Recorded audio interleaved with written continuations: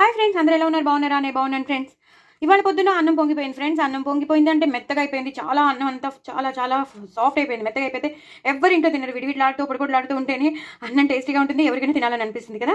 So ఇలా అయితే మెత్తగా అయిపోయింది. సో ఆ మెత్తటి అన్నాన్ని బాగా చేతులతోనే మ్యాష్ చేసేసాను. కొంచెం బియ్యం పిండి వేసాను. అలాగే వెల్లుల్లి కారం, వెల్లుల్లిపాయలు, ఉల్లిపాయలు, జీలకర్ర వేసిన వెల్లుల్లి కారం, ఉల్లిపాయలు ఉండాలి, వెల్లుల్లిపాయలు ఉండాలి, ఎండుమిరపకాయలు ఉండాలి, కారం ఉండాలి, జీలకర్ర ఉండాలి. ఇది వేసిన కారం, అలాగే పచ్చిమిరపకాయలు, జీలకర్ర, ధనియాల పొడి, అలాగే కొంచెం బొంబాయి రవ్వ, అలాగే కొంచెం బియ్యం పిండి ఇందాక వేసాను, బట్ ఆల్సో కొంచెం బైండింగ్ కోసం వేసేసినాను. అలాగే ఇంకా ఉప్పు తగినంత, రుచికి తగినంత ఉప్పు, ఎక్కువ కాదు కొంచెం. అలాగే కొబ్బరి, పచ్చిమిర్చి, అల్లం, వెల్లుల్లి ఆ పౌడర్ అది పేస్ట్ చేసి పెట్టుకున్నాను, అది వేసేస్తాను.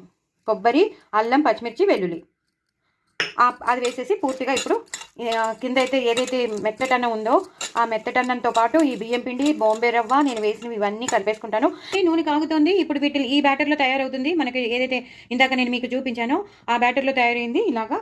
సో థిక్ పేస్ట్ లాగా తయారైంది. మనకు చపాతీ పిండి కొంచెం అదే మన జంతికల పిండి ఉంటుంది చూసారా, అలాగే ఉంటుంది అన్నమాట, డిటో టు డిటో. ఇప్పుడు వీటిని నేను వేసేసుకుంటాను ఒకటి. మీరు తీసుకున్న పిండిని బట్టి మనకి అలాంటివి వస్తాయన్నమాట. నేను ఇలా చప్టా చేసి వేస్తున్నాను. చిన్నపాటి గారెల్లా అనుకోండి, చిన్నపాటి గారెల్లాగా వేసేస్తున్నాను.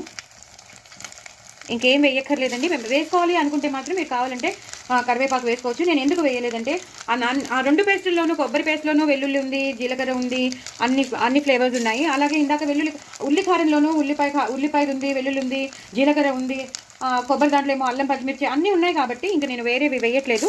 అవి ఎలివేట్ అవుతే బాగుంటాయి కదా అని. సో ఇలా మనం ఏం లేదు, జస్ట్ ఇలా అనుకుని వేసేసేయడమేనండి. నేనేం వేరే కవర్లో కూడా పాల కవర్ కానీ ఏం తీసుకోవట్లేదు.